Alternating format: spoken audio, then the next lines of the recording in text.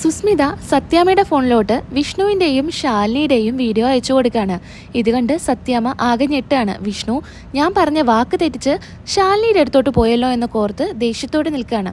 ഇതേ സമയം സുസ്മിത വിളിക്കുന്നുണ്ട് സത്യാമ്മയ്ക്ക്. എന്താ സത്യാമ്മേ, വീഡിയോ കണ്ടില്ലേ? ബ്ലൂടീക്ക് കണ്ടപ്പോൾ തന്നെ എനിക്ക് മനസ്സിലായി സത്യാമ്മ വീഡിയോ കണ്ടു കാണും, മറുപടി ഒന്നും അയച്ചില്ലെങ്കിലും സത്യാമ്മയുടെ മനസ്സിലിപ്പോൾ എന്താണെന്ന് എനിക്കറിയാമെന്ന് പറയുന്നുണ്ട്. അത് പിന്നെ സത്യാമ്മേ, ശ്യാമ ഗർഭിണിയല്ല എന്ന് ഞാൻ ഹോസ്പിറ്റലിൽ പോയി കഷ്ടപ്പെട്ട് കണ്ടുപിടിച്ചതാണ്. അത് പിന്നെ സത്യാമ്മ വിശ്വസിച്ചില്ല. പിന്നെ സത്യാമ്മയുടെ ഈ കാര്യത്തിലൊക്കെ ഞാൻ ഇറങ്ങിത്തിരിക്കുന്നതിന് എനിക്ക് വേറെ ശമ്പളമൊന്നും കിട്ടുന്നില്ല. എന്നാലും സത്യാമ്മയുടെ നല്ലതിന് വേണ്ടിയിട്ടാണ് ഞാൻ ഇതൊക്കെ ചെയ്യുന്നതെന്ന് പറയണം. നീ ഇപ്പം ഈ അയച്ചു തന്നത് സത്യമാണെങ്കിൽ ഞാൻ ഇതിനൊരു തീരുമാനം എടുക്കും. ഞാൻ ശാരദാമ്മയുടെ വീട്ടിലോട്ടാണ് പോകുന്നത്. എല്ലാ കാര്യത്തിനും ഞാൻ ഇന്നൊരു തീരുമാനമെടുക്കും. ഓ, അങ്ങനെ തന്നെ നടന്നാൽ മതി, സത്യാമ്മ ചെയ്ത് കണ്ടാൽ മതി എന്ന് സുസ്മിത പറയാണ്. ഇത് കേട്ട് ആടി ഞാൻ ചെയ്യാൻ തന്നെയാണ് പോകുന്നത് എന്ന് പറഞ്ഞ് സത്യാമ്മ ഫോൺ കട്ട് ചെയ്യാണ്. അതിനുശേഷം കാണിക്കുന്നത് വീണ്ടും ഡാൻസും പാട്ടുമായിട്ട് ശാലിനിയുടെ വീട്ടിൽ ആഘോഷിക്കുന്നതാണ്.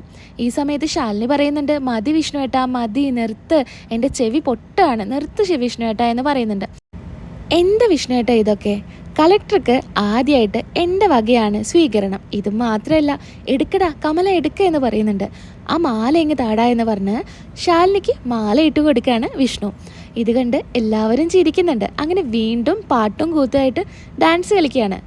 അങ്ങനെ ശാലിനിനെ എടുത്തു പൊക്കി കറക്കുകയാണ് വിഷ്ണു. അങ്ങനെ കറക്കുന്നതിൻ്റെ ഇടയിലാണ് നമ്മുടെ സത്യാമ്മ കയറി വരുന്നത്. സത്യാമ്മയെ നമ്മുടെ ശാലിനി കാണുകയാണ്. അപ്പോൾ വിഷ്ണുവിൻ്റെ അടുത്ത് പറയുന്നുണ്ട്, വിഷ്ണുവേട്ടാ സത്യാമ്മ ഇതാ വന്നിരിക്കുന്നു എന്ന് പറയുന്നുണ്ട്. വിഷ്ണു അതൊന്നും കേൾക്കുന്നില്ല. വീണ്ടും പറയുന്നുണ്ട് സത്യാമ്മ സത്യാമ്മ എന്ന് പറയാണ്. അമ്മ വന്നാലും എനിക്കൊരു കുഴപ്പമില്ല, ഞാൻ എൻ്റെ ഭാര്യയല്ല എടുത്തു പോക്കുന്നത്, ഞാൻ അമ്മയോട് പറഞ്ഞോളാം എന്ന് പറയണം. ആകെ കുടിച്ച് ലെവലില്ലാതെയാണ് വിഷ്ണു. അങ്ങനെ പിന്നീട് സത്യാമ്മ ഡോറൊക്കെ തുറന്ന് പുറത്തോട്ട് വരികയാണ്. അപ്പോൾ പെട്ടെന്ന് തന്നെ വിഷ്ണു കാണുമ്പോൾ ഞെട്ടുന്നുണ്ട്. അങ്ങനെ വിഷ്ണു നിലത്ത് ഇറക്കുകയാണ് ശാലിനീനെ.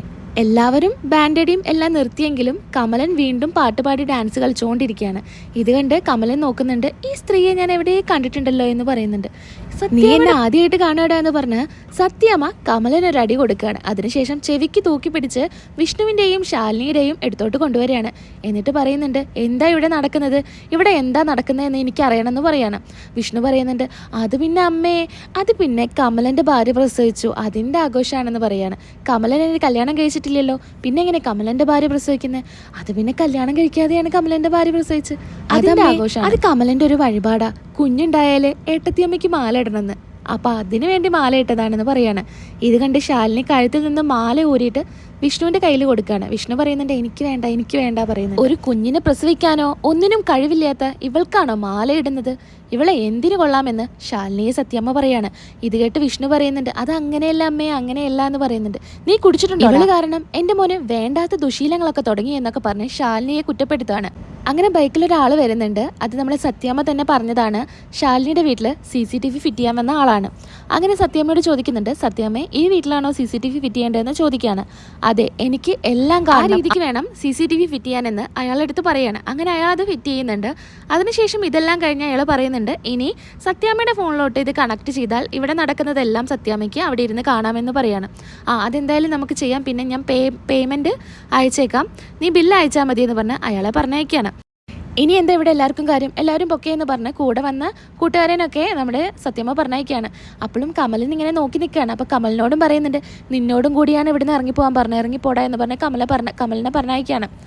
അങ്ങനെ സത്യമ്മ ചോദിക്കുന്നുണ്ട്, ശാരദാമ്മ എവിടെയെന്ന് ചോദിക്കുകയാണ്. അപ്പോൾ ശാരിക പറയുന്നുണ്ട്, അമ്മ പുറത്ത് പോയിരുന്നു, കുറുപ്പ് സാറിനെ കാണാൻ പോയതാണെന്ന് പറയാണ്. ശാരദാമ്മ ഉണ്ടെങ്കിൽ എനിക്കൊന്ന് ചോദിക്കണമായിരുന്നു, മക്കളെ ഇങ്ങനെ അഴിഞ്ഞാടാനാണോ വിടുന്നത് എന്ന് പറയാണ്. അങ്ങനെ ഇത് കേട്ട് വിഷ്ണുവിനോട് പറയുന്നുണ്ട്, വിഷ്ണു നിന്നോടും കൂടിയേ പറഞ്ഞ് പോ എന്ന് പറയുമ്പോൾ വിഷ്ണു അവിടെ നിൽക്കുകയാണ്. എന്നോട് ഇത്തിരിയെങ്കിലും ബഹുമാനവും സ്നേഹവും ഉണ്ടെങ്കിൽ നീ ഇപ്പോൾ ഇവിടെ നിന്ന് പോകണോ എന്ന് പറയാണ്. അങ്ങനെ വിഷ്ണു പതിയെ അവിടെ നിന്ന് പോവുകയാണ്. അങ്ങനെ വീണ്ടും വിഷ്ണു നോക്കി നിൽക്കുമ്പോൾ വിഷ്ണുവിനെ അവിടെ നിന്ന് വീണ്ടും പറഞ്ഞയക്കുകയാണ്. അങ്ങനെ പിന്നീട് ശാലിനിയോട് പറയുന്നുണ്ട്, എനിക്ക് ശാലിനിയോട് തനിച്ച് സംസാരിക്കാനുണ്ടെന്ന് പറയാണ്. അങ്ങനെ ശാലിനിയെ കൂട്ടിയിട്ട് റൂമിലോട്ട് പോവാണ്. റൂമിൽ പോയി കഥകടച്ച് ശാലിനിയോട് ചോദിക്കുന്നുണ്ട്, നിനക്ക് മനസ്സിലായോ ഞാൻ എന്തിനാ ഇപ്പോൾ റൂമിലോട്ട് നിന്നെ കൊണ്ടുവന്നതെന്ന്? കാരണം എന്താന്ന് നിനക്ക് മനസ്സിലായി കാണുമല്ലോ. പുറത്തൊരു നിറവയറുമായിട്ടൊരു പെൺകുട്ടി നിൽക്കുന്നുണ്ട്. ആ കുട്ടി ഇത് കേട്ട് വിഷമിക്കണ്ടെന്ന് കരുതിയിട്ടാണ് നിന്നെ ഞാൻ വിളിച്ച് റൂമിലോട്ട് കൊണ്ടുവന്നത്. ഈ സമയത്ത് ശാലിനി സ്വന്തം വയറിൽ കൈവച്ചിട്ട് ഇങ്ങനെ സങ്കടപ്പെടുന്നുണ്ട്. കാരണം അവൾ ഗർഭിണിയാണല്ലോ. അപ്പോൾ അതോർത്ത് സങ്കടപ്പെടുകയാണ്. ശാലിനോട് ഞാൻ വിഷ്ണുവിനെ ഇനി കാണരുതെന്ന് പറഞ്ഞതല്ലേ, അത് പിന്നെ സത്യമേ ഞാനല്ല വിഷ്ണുവിനെ വിളിച്ചത്, ഞാൻ വിളിച്ചിട്ടല്ല വിഷ്ണുവേട്ടൻ വന്നത്. എന്താണെങ്കിലും ഇനി നീ എൻ്റെ മോനെ കാണരുത്. ഇപ്പം നിൻ്റെ ഈ തലയ്ക്ക് മേലൊരു സാധനം ഫിറ്റ് ചെയ്തതുകൊണ്ട് നീ അങ്ങനെ നന്നാവുമെന്ന് എനിക്ക് തോന്നുന്നില്ല. പിന്നെ അത് എൻ്റെ ഒരു സമാധാനത്തിന് വേണ്ടി ഞാൻ ഫിറ്റ് ചെയ്തതാ. ഇവിടെ നടക്കുന്നത് എനിക്കറിയണം. പിന്നെ ആ CCTV കടന്നു പോകാനൊക്കെ നിനക്കറിയാമെന്ന് എനിക്ക് നന്നായിട്ട് അറിയാം. പിന്നെ ഞാൻ എന്ത് പറഞ്ഞാലും അത് നേരെ തിരിച്ചാ നീ ചെയ്യുക. കാരണം ഞാനിത് ചെയ്യരുതെന്ന് പറഞ്ഞാൽ എങ്ങനെയെങ്കിലും അത് ചെയ്തേ പറ്റൂന്നാണ് എൻ്റെ മോന് പറ്റിയ ഏറ്റവും വലിയ തെറ്റാണ് നീ. അത് ഇനി എൻ്റെ മോൻ്റെ ജീവിതത്തിൽ വേണ്ട. അതിനുവേണ്ടി നിനക്ക് ഞാനൊരു ചങ്ങല ഇടുകയാണ് എന്ന് പറയാണ്. എന്നിട്ട് പറയുന്നുണ്ട്, നീ ഇനി ഒരിക്കലും വിഷ്ണുവിനെ കാണരുത്. അഥവാ നീ കണ്ടു കഴിഞ്ഞാൽ നിനക്ക് ഇതൊന്നും ആയിരിക്കില്ല.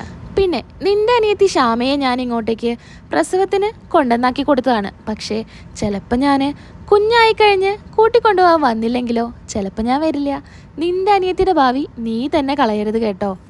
പിന്നെ നിന്റെ അതേ അവസ്ഥയായിരിക്കും നിന്റെ അനിയത്തിക്കും. ഒരു കുഞ്ഞിനെ ഒക്കത്തെടുത്ത് ഇവിടെ തന്നെ നിൽക്കേണ്ടി വരും. ഞാൻ അങ്ങോട്ടേക്ക് കൊണ്ടുവരില്ല. സത്യാമ്മയുടെ വീട്ടിലോട്ട് വരണമെങ്കിൽ നീ ഞാൻ പറഞ്ഞ പോലെ തന്നെ ചെയ്യണം.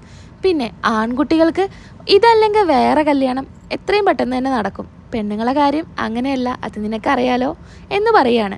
ഇത് കേട്ട് ശാലിനി പറയുന്നുണ്ട്, സത്യമ്മ പറയുന്ന ഏത് കാര്യവും ഞാൻ ചെയ്യാം. സത്യമ്മ പറ, ഞാൻ എന്താ ചെയ്യേണ്ടത്? എൻ്റെ അനിയത്തിക്ക് വേണ്ടിയിട്ട് ഞാൻ എന്ത് വേണമെങ്കിൽ ചെയ്യാമെന്ന് സത്യമ്മയുടെ അടുത്ത് പറയാണ്. അപ്പോൾ സത്യമ്മ പറയുന്നുണ്ട്, ഇനി നീ ഒരിക്കലും എൻ്റെ മോനെ കാണരുത്, എൻ്റെ വിഷ്ണുവിനെ നീ കാണരുത് എന്ന് തറപ്പിച്ച് പറയാണ്. ഇത് കേട്ട് ശാലിനി സത്യമ്മയെന്ന് ഉറക്കെ വിളിക്കുകയാണ്. വിഷ്ണുവിനെ കാണാതിരിക്കാൻ ശാലിനിക്കും ശാലിനിയെ കാണാതിരിക്കാൻ വിഷ്ണുവിനും സാധിക്കില്ല. പിന്നെ ശാലിനി ഗർഭിണിയാണെന്ന കാര്യം വിഷ്ണു അറിഞ്ഞു കഴിഞ്ഞിട്ടുണ്ടെങ്കിൽ എന്തായാലും അവരുടെ ജീവിതത്തിൽ ഒരു പ്രശ്നം ഉണ്ടായിരിക്കും. സ്വന്തം കുഞ്ഞിനെ ശാലിനിക്ക് മറ്റൊരാൾക്ക് കൊടുക്കാൻ സാധിക്കുമായിരിക്കും, പക്ഷേ വിഷ്ണുവിനത് സാധിക്കുമെന്ന് തോന്നുന്നില്ല. അപ്പം നമുക്ക് എന്തായാലും അടുത്ത എപ്പിസോഡിൽ കാണാം. അതുവരേക്കും എൻ്റെ എല്ലാ കൂട്ടുകാർക്കും ടാറ്റാ.